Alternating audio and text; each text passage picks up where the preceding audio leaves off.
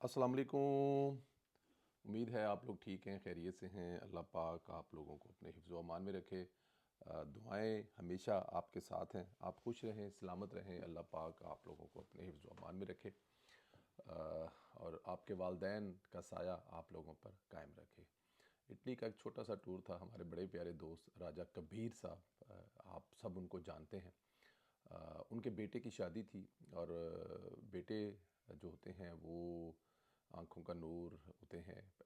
और बड़ा खुशी का दिन होता है और ऐसे खुशी के दिन पर राजा साहब ने मतलब एक प्यार और मोहब्बत से बुलाया।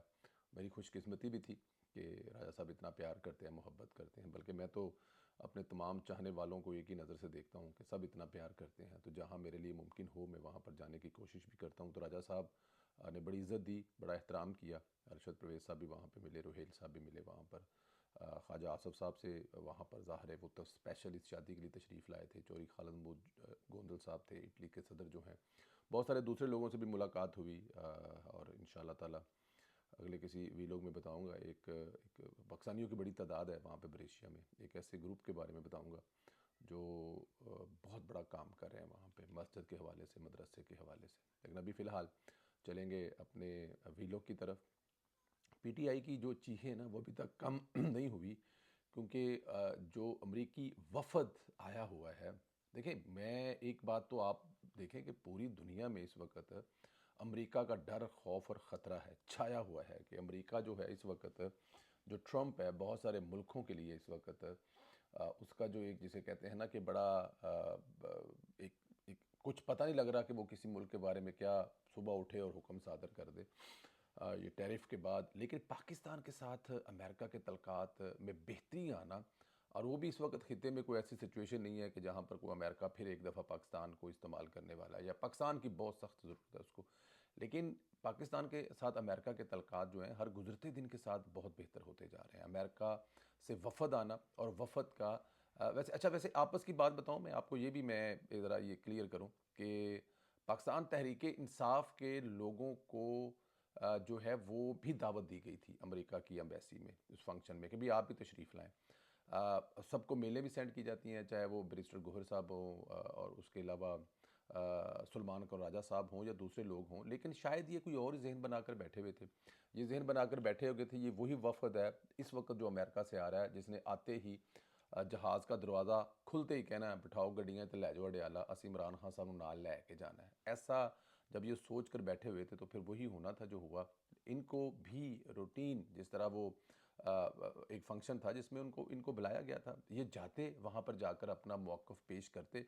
लेकिन इन्होंने वहाँ पर जाना मुनासिब ही नहीं समझा और फिर वो एक्सक्यूज़ें भी पेश कर रहे हैं कि हमें बुलाया नहीं गया। भाई कैसे नहीं बुलाया गया? अमेरिका, या मतलब कि मैं अगर फ़र्ज़ किया कि पाकिस्तान में हूँ, जर्मन एम्बेसी में, डच एम्बेसी में, बहुत सारी दूसरी एम्बेसियों में जाना होता है, तो वो एक फॉर्मल सी ईमेल आती है, बड़ा सिंपल सा तरीकाकार है। आपने उस ईमेल को कन्फर्म करना होता है। क्लिक करें तो एक आगे वेब पेज खुल जाता है, वहाँ पर अपनी कुछ डिटेल दें, बताएं, वो कोई भी हो, चाहे वो वज़ीर हो, मिनिस्टर हो, वो ये प्रोटोकॉल जो है ना वो फ़ॉलो करना पड़ता है। तो और वहाँ पे फवाद चौधरी साहब जो हैं वो गए हुए थे, इसमें भी कोई शक नहीं है। वो पाकिस्तान तहरीक इंसाफ की नुमाइंदगी कर रहे थे या अपनी नुमाइंदगी कर रहे थे, या अमरीकनों के साथ उनके तल्कात अच्छे थे, या अमरीकनों के पुराने डेटा में चौधरी साहब का सारा सिस्टम सेफ़ है। उसके अलावा पाकिस्तान तहरीक इंसाफ के दोस्त एमएनए भी पहुँचे हुए थे। लेकिन जानबूझकर, क्योंकि पीटीआई जो है उसको अपने उसके लिए इस्तेमाल करना चाहती, तो कर लेते, जाते वहाँ पर मुलाकातें करते उनसे और बाहर आकर ढिंढोरा पीटते, जो उनका काम था। लेकिन ऐसा नहीं हुआ। खैर, वो जो सोच लेकर बैठे हुए थे उसमें तो वो कामयाब नहीं हो गई, और जो उनका अरबों रुपए की फंडिंग थी जो उन्होंने अमेरिका में की थी या नहीं की थी, लेकिन अरबों रुपए की फंडिंग जो है वो इकट्ठी ज़रूर की थी, इकट्ठी ज़रूर की थी अरबों रुपए की फंडिंग इमरान खान को छुड़वाने के नाम पर और इन अमरीकी सेनेटरों को देने के नाम पर। वो तो कम अज़ कम डकार मार गए हैं। किसी ने घर खरीद लिया हुआ है और किसी ने कोई मतलब दूसरा अपना काम डाल लिया हुआ है, इसमें तो वो कोई शक ही नहीं है। खैर, खा गया शहबाज गिल, लब्दे फिरो शहबाज गिल नू। अब दूसरी जो सुबह से यूथियों के लिए क़यामत खेज़ खबर है वो ये है कि यही सेनेटर पंजाब में मरीम नवाज़ को मिले में है। पंजाब में मिलने का मतलब है, ना वो केपी के वाले से मिले हैं, ना वो सिंध वाले से मिले हैं, ना वो बलूचिस्तान वाले से, लेकिन पंजाब वाली महारानी से वो ज़रूर मिले हैं। पंजाब वाली जो पंजाब की जो वज़ीर आला हैं, पंजाब की जो माँ हैं, उनसे वो मिले हैं। अब ये देखें, इसकी दो चीज़ें हो सकती हैं, पंजाब की अहमियत या फिर मरीम नवाज़ और उनकी टीम की लॉबिंग। कि वो अमेरिकन उनको भी मिलने आए हैं, ठीक है जी, लेकिन किसी और सूबे से नहीं मिले। मरीम नवाज शरीफ की अमरीकी कांग्रेस के वफद से मुलाकात हुई है। पाक अमेरिका तलकात को नई जोहत देने की बात की गई है। सरमायाकारी, तजारत और जमहूरी इदारों के तलकात को मुस्तहकम करने के हवाले से इकदाम पर भी तबादला ख्याल हुआ है। वज़ीर आला मरीम नवाज ने पंजाब में मुख्तलिफ शोबों में अमरीकी सरमायाकारों को दावत दी है कि वो सरमायाकारी करें, उन्हें साजगार माहौल जो है वो मुहैया किया जाएगा। पाकिस्तान हर लिहाज से दुरुस्त सिमत में चल पड़ा है और मुआशी लिहाज से पाकिस्तान सफारती लिहाज से भी जितनी तरक्की कर रहा है वो जैसा मैं आपको बता रहा हूँ, पीटीआई के हर इंतशारी जो है ना जो चाल है वो उनके गले पड़ जाती है। ये हुकूमत और रियासत की सबसे बड़ी मेरे ख्याल में ये कामयाबी है। और मैं बेवकूफ़ हैं पीटीआई वाले, हुकूमतें हुकूमतों के साथ होते हैं, किसी पर्सन के साथ नहीं होती। ये बात आप जहन में रखें। अनलेस के कुछ ऐसे तलकात हों जिस तरह मियाँ मोहम्मद नवाज शरीफ साहब के तलकात थे, उन्होंने अपने वक्त में अच्छे वक्त में जब वो हुकूमतों में थे तो उन्होंने दुनिया के मुख्तलिफ ममालिक से अच्छे तलकात बनाए हुए थे। तो फिर अगर आप किसी मुश्किल में हो तो वो आपको हेल्प आउट करने के लिए भी पहुँचते हैं।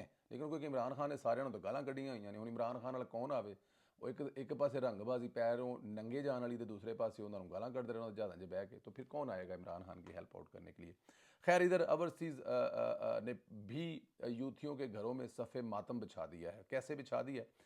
पीटीआई का जैसे ट्रंप कार्ड ठुस हुआ था तो उसके बाद जब उनका ट्रंप वाला बुखार उतरा था तो पीटीआई को लग रहा था कि वो ओवरसीज़ जो है ना वो उनके ग़ुलाम है और इनकी जेबों में, जब ये यहाँ से बैठ के हुक्म करेंगे, इस रिमोट ये तरह के मेरे हाथ में है, जब मैं वीडियो ख़त्म करूँगा इसमें प्रेस करूँगा तो ये जो वीडियो बन रही है ये ख़त्म हो जाएगी। तो ये कुछ इसी तरह सोचते थे पाकिस्तान ओवरसीज़ में रहने वाले लोगों को। इनको इतना ही नहीं पता कि हर मुल्क में अगर 25-25, 30-30, 50-50, 60-60 लोग हैं और इमरान खान के दीवाने हैं, वो अपनी जगह पे दीवाने ज़रूर हैं, लेकिन उनके घरों के चूल्हे जलते हैं जब यहाँ से पैसे जाते हैं। और वो फिर एक बात फाइनल है कि जब बात पाकिस्तान की आ जाए, रियासत की आ जाए, तो फिर लीडरान जो हैं वो थोड़ा सा पीछे रह जाते हैं। खैर, इमरान खान की 3 माह की तरसीलात के ज़राए बाइकाट की काल नाकाम हो गई है। इसमें कमी के बजाय 33% इजाफा हुआ है। जनवरी, फरवरी, मार्च में ये ऊपर जा रही थी, मतलब कि फरवरी में ये 3 पॉइंट समथिंग बिलियन डॉलर थी और मार्च में तो धमाका हो गया है। ज़रूरत से ज़्यादा पैसे भेजे हैं। ये 4.1 बिलियन जो है से ऊपर चला गया, ये जो ओवरसीज़ पाकिस्तानियों ने भेजे हैं। इसमें यूरोप भी शामिल। मैं हैरान परेशान हूँ, मैंने आपको लास्ट टाइम अपने वीडियो में बताया था, हॉलैंड में 25-30 हज़ार पाकिस्तानी रहते हैं। मतलब यहाँ से 50-60 मिलियन जो है वो जा रहा है। अब वो किस सूरत में जा रहा है? वो बिज़नेस की सूरत में जा रहा है, वो प्यारों को भेजने की सूरत में जा रहा है, वो इन्वेस्टमेंट की सूरत में जा रहा है। हॉलैंड से इतने जा रहे हैं तो सोचिए, जर्मनी, फ्रांस, इंग्लैंड और फिर उसके बाद अमेरिका। अब मैं यूएई का तल्लक या सऊदी अरब या जो रियासतें हैं, अरब रियासतें हैं, उनका ज़िक्र तो करने की इसलिए ज़रूरत है ही नहीं, क्योंकि वो तो हब है, रीढ़ की हड्डी है, उन्होंने तो भेजने ही भेजने हैं। बट एनी हाउ, ये मेरे ख्याल में इसको ये भी आप ज़हन में रखें कि ये इत्मीद है, अपनी हुकूमत पर अपने ओवरसीज़ पाकिस्तानी भाइयों का इत्मीद है और उस इत्मीद की वजह से ये सारा कुछ हो रहा है। इधर इस्लामाबाद में ओवरसीज़ कन्वेंशन हुआ है और इसकी कामयाबी की बहुत बड़ी जो धूम है, तहरीक इंसाफ का ओवरसीज़ पर जो कब्ज़ा है वो ख़त्म हुआ है। ओवरसीज़ किसी सियासी जमात की नहीं, बल्कि वो पाकिस्तान के साथ हैं। मैं वहाँ पर अगर होता तो मैं वो ऐसे लोगों को ज़रूर ढूंढता जिनका तल्लक इमरान खान की पार्टी से था या जो इमरान खान के चाहने वाले थे और वहाँ पर वो मौजूद थे, तो मैं उनसे ज़रूर पूछता कि भैया कैसे यहाँ पर, और वो ज़रूर ये जवाब देते, जनाब पाकिस्तान सबसे पहले है। इमरान खान से मोहब्बत अपनी जगह पे, लेकिन पाकिस्तान सबसे पहले। एक बड़ी तादाद में ओवरसीज़ पाकिस्तानी इस कन्वेंशन में मौजूद थे और ये इस बात की सबूत है कि आप अपनी जेब से टिकट लेके जाकर उस कन्वेंशन में जा रहे हैं, जिस कन्वेंशन में फ़ैसला होगा, जिस कन्वेंशन में आपके मसाइल सुने जाएंगे, जिस कन्वेंशन में आप लोगों के जो ऐसे मसाइल हैं जो कभी हल नहीं हुए उसके बारे में, फिर ओवरसीज़ को नुमाइंदगी के बारे में, फिर ओवरसीज़ के इलेक्शन लड़ने के हवाले से बहुत सारी चीज़ें हैं। अब जैसे जैसे उसकी तफसीलात सामने आएंगी आपसे शेयर करेंगे। मेरे ख्याल में इमरान खान साहब वाला जो ओवरसीज़ वाला जो वो एक था ना, दिल और दिमाग में बैठा हुआ, वो तो काफ़ी हद तक जो है वेला हो गया है। इधर स्पीकर कौमी असम्बली सरदार याद सादक ने तहलका मचा दिया है कि पीटीआई इनके खिलाफ तहरीक एतमाद की बात कर रही है। तो उन्होंने वाज़ह कह दिया है कि अगर मेरे खिलाफ तहरीक अदम एतमाद तो पीटीआई टूट जाएगी। अच्छा जी, ये बिल्कुल बहुत बड़ी धमाकेदार खबर है कि अगर पाकिस्तान तहरीक इंसाफ उनके खिलाफ अदम एतमाद पर, पहली बात तो है कि सरदार साहब तुसी आराम नाल मिठे चौल खा के आराम करो, किसी किस्म की कोई परेशानी की गल नहीं हैगी। ਤੁਹਾਨੂੰ ਕਿਸੇ ਕਿਸਮ ਦਾ ਕੋਈ ਲੜਨ ਝਗੜਨ ਵਾਲੀ ਗੱਲਬਾਤ ਹੀ ਕੋਈ ਨਹੀਂ, ਤੁਸੀਂ ਸਕੂਨ ਨਾਲ ਆਪਣਾ ਟਾਈਮ ਪੂਰਾ ਕਰੋਗੇ। ਇਹਨਾਂ 'ਚ ਇੰਨਾ तिला च इन्ना तेल ही नहीं हैगा। इन्होंने खेत मिट्टी मतलब इन्होंने कुछ ऐसा करना है, ऐसा कुछ भी नहीं होने जा रहा।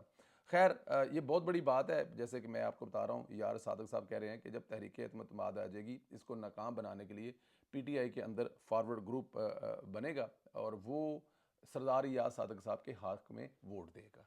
तो इसलिए पाकिस्तान तहरीक इंसाफ जो है ये वाला रिस्क नहीं ले सकती और लेना भी नहीं चाहिए मेरे ख्याल में। अल्लाह पाक आप लोगों को अपने हिफ्ज़ मान में रखे, खुदा आपको इसी तरह खुश रखे, हंसते मुस्कुराते रहे। आप लोगों की बहुत प्यार और मोहब्बत का शुक्रिया जो आप हमेशा करते हैं पूरी दुनिया में जहाँ भी जाएँ। बहुत सारे कल वहाँ पर एक दोस्त मिले जो इतने खुश थे, वो कहते जी हम आपको सुनते हैं, और जिस तरह से वो मिले वो मेरे लिए बड़ी एजाज़ की बात थी। फिर उन्होंने बड़ा प्यार भी किया, मोहब्बत भी किया, अपने वालिद साहब से बात करवाई। तो वो जो लम्हा था, काश मैं उस लम्हे को रिकॉर्ड कर सकता। जब उन्होंने खुद ही कॉल मिलाई अपने वालिद साहब को, उन्होंने कहा जी वालिद साहब के लिए कि आपके लिए सरप्राइज़ है। तो उन्होंने कहा 10 पुत्र की सरप्राइज़ है। तो जब उन्होंने कॉल जो मेरे सामने की, तो उनके वालिद साहब का वो जो चेहरा था और वो जो अल्फाज थे, वो बड़े मतलब कि मैं काश उनको रिकॉर्ड कर सकता और आप लोगों से शेयर कर सकता कि वो लोग आप लोग कितना प्यार करते हैं, मोहब्बत करते हैं। तो मेरी उन बुज़ुर्गों से भी दुआएं की दरख्वास्त है जो इस तरह सा प्यार करते हैं। और उन्होंने कहा जी पुत्र मैं तेनों अज ही सुनिया, घंटा पहले तेरा पिछला वीलॉग सुनिया राजा कबीर साहब के नाल, ते तेरे नाल गल हो गई है, तो मेरी खुशकिस्मती हो गई। हालांकि ये खुशकिस्मती मेरी है जब मेरी आपसे मुलाकात या बात हो। ख्याल रखें, इंशाल्लाह ताला अगले वीलॉग में फिर आपसे बात होगी और रात को जो प्रोग्राम है उसमें भी आपसे बात होगी। सलामत रहें, खुश रहें, आप हमेशा मुस्कुराते रहें। बहुत शुक्रिया, खुदा हाफिज़।